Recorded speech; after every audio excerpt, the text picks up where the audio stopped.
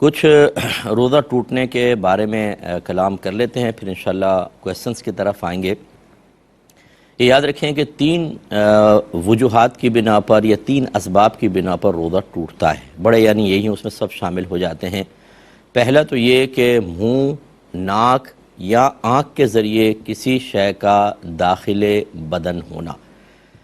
چنانچہ اگر آنکھوں میں آئی ڈراپ وغیرہ ڈالے، چاہے حلق میں ذائقہ محسوس ہو یا نہ ہو، اس سے روزہ ٹوٹنے کا حکم ہوگا۔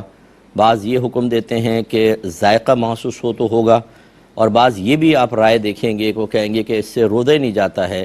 چاہے حلق میں ذائقہ محسوس ہو یا نہ ہو۔ تو ہمارے نزدیک ہم اس میں احتیاط کا حکم دیتے ہیں، کیونکہ آنکھ اور حلق کے درمیان ایک روٹ یا پیسیج ہے باقاعدہ، میڈیکل سائنس یہی کہتی ہے۔ اسی وجہ سے آپ کو ذائقہ بعض اوقات محسوس ہوتا ہے۔ ہم سرما لگاتے ہیں تو اس کا بعض اوقات تھوک کے ذریعے اس کی سیاہی آتی ہے باہر، اس کا مطلب ہے کہ آہستہ آہستہ چیز اندر پہنچ جاتی ہے۔ تو روٹ یا پیسیج باقاعدہ موجود ہے۔ یہ اس طرح نہیں ہے جس سے انجیکشن لگائیں تو مساموں کے ذریعے یا رگوں کے ذریعے کوئی شے اندر داخل ہو، تو لہٰذا اس میں احتیاط کرنی چاہیے اور بہت احتیاط کریں۔ اس طرح ناک سے کوئی چیز اندر گئی، منہ سے گئی تو روزہ ٹوٹ جائے گا۔ چنانچہ بعضوں کو انہیلر یوز کرتے ہیں، اگر کوئی دوا یا غذا منہ کے ذریعے چلی جائے گی تو روزہ ٹوٹ جائے گا۔ اسی طرح کوئی ایسی دوا سونگھنا کہ وہ دماغ تک پہنچ جائے تو روزے کو فاسد کر دیتی ہے۔ اور ابھی تو ضمناً عرضی کر دیا کہ اگر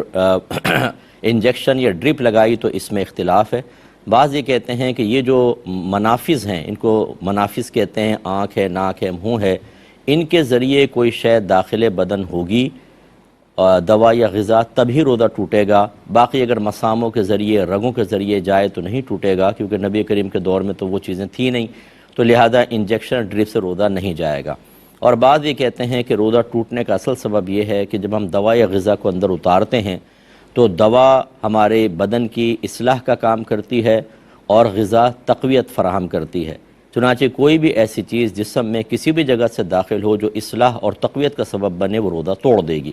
جو یہ لاجک رکھتے ہیں وہ یہ کہتے ہیں کہ انجیکشن اور ڈرپ سے روزہ ٹوٹ جائے گا۔ اب عوام کیا کرے؟ تو ہم یہ کہتے ہیں کہ اگر بہت شدید ضرورت ہے،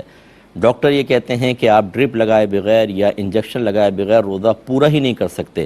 تو علماء کے اختلاف سے فائدہ اٹھاتے ہوئے ان علماء کے قول پہ آپ چل سکتے ہیں جو کہتے ہیں کہ ڈرپ سے اور انجیکشن سے روزہ نہیں جاتا، اور اگر اس کی ضرورت نہیں ہے،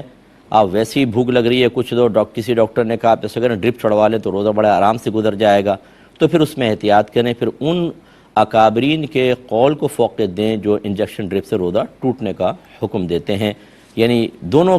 اقوال کو لیں گے، لیکن موقع کی مناسبت سے کبھی اس پر اور کبھی اس پر، جب سخت ضرورت ہو تو اس پر عمل کر لیں، ورنہ پھر ٹوٹنے والے قول پر عمل کرنا ہی بہتر ہوتا ہے۔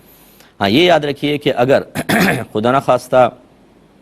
کوئی چیز داخل بدن ہوئی لیکن وہ ایسی ہے کہ اس سے بچنا ممکن نہیں ہے، اور بچنا بھی چاہیں تو شدید ترین تکلیف و حرج میں انسان مبتلا ہو جائے گا، وہ معاف ہے۔ مثال کے طور پہ آپ کسی ایسی فیکٹری میں کام کرتے ہیں جہاں دھواں بہت اٹھتا ہے، آپ روڈ پہ جا رہے ہیں، گاڑیوں کا دھواں ناک کے ذریعے اندر جا رہا ہے، ڈسٹ جا رہی ہے بسا اوقات، ان چیزوں سے چونکہ بچنا دشوار ہے اس لیے معاف ہے۔ ایسی کوئی آٹے کی چکی میں کام کرتا ہے، آٹا اڑتا ہے، وہ سانس کے ذریعے اندر چلا جاتا ہے، یا آپ مسجد میں گئے، کسی نے اگربتی لگائی ہوئی ہے، قریب جا کے سونگے نہیں، پھر تو ٹوٹے گا، آپ کا قصد و ارادہ شامل ہوا، لیکن ویسے ہی آپ جا رہے تھے اور ناک کے اندر وہ چلا گیا دھواں، روزہ نہیں جائے گا۔ اور اسی سے آپ اندازہ کر لیں کہ اگر کوئی قریب ناک کر کے اگربتی کا دھواں جان بوجھ کے اندر لے گیا تو روزہ ٹوٹ جائے گا، کیونکہ اب یہ حرج والی صورت نہیں ہے، یہ تو قصداً آپ نے ایسا کر لیا۔ تو لہٰذا اسی بیس پر پھر سگریٹ کا حکم بھی یہ ہوتا ہے کہ اگر کسی نے سگریٹ پیا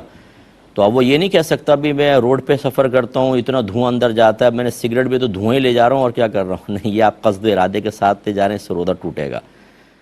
اور اسی طرح بعض اوقات یہ حکیموں کے پاس دوا کوٹ رہے ہوتے ہیں بعض بچے، تو اس سے دھانس اٹھتی ہے، ہماری بہنیں کچن میں کام کر رہی ہوتی ہیں، مرچوں کی دھانس چلی جاتی ہے،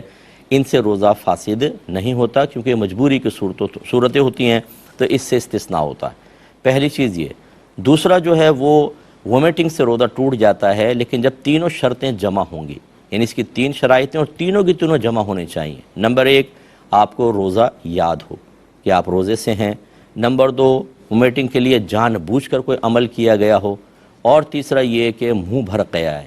منہ بھر کا مطلب اتنے پریشر کے ساتھ جس کو آپ روک نہ سکتے ہو، جو بہت زیادہ آتی ہے تیزی کے ساتھ، یہ تین جمع ہونے چاہیے تب روزہ ٹوٹے گا۔ لہذا اگر کسی کو منہ بھر قے آئی اور اس کے جان بوجھ کے عمل سے آئی لیکن روزہ یاد نہیں تھا، نہیں جائے گا۔ روزہ یاد تھا، جان بوجھ کے عمل کیا لیکن منہ بھر نہ آئی، نہیں جائے گا۔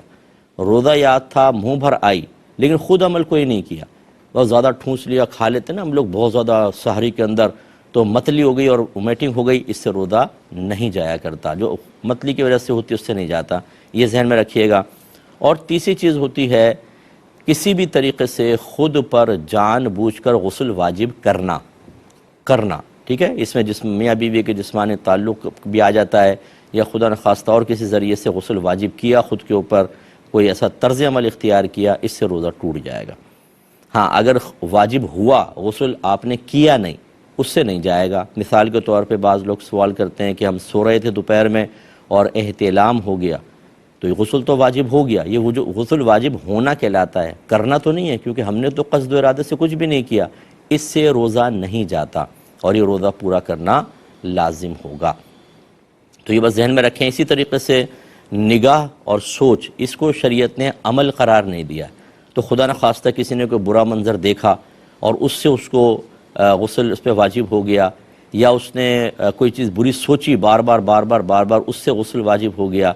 تو یہ مکروہ ضرور ہے، انسان کو ایسا نہیں کرنا چاہیے تھا، بار بار کرے تو اور بھی غیر مناسب اور بھی سخت کراہت آئے گی، لیکن بہرحال اس سے روزہ نہیں جائے گا۔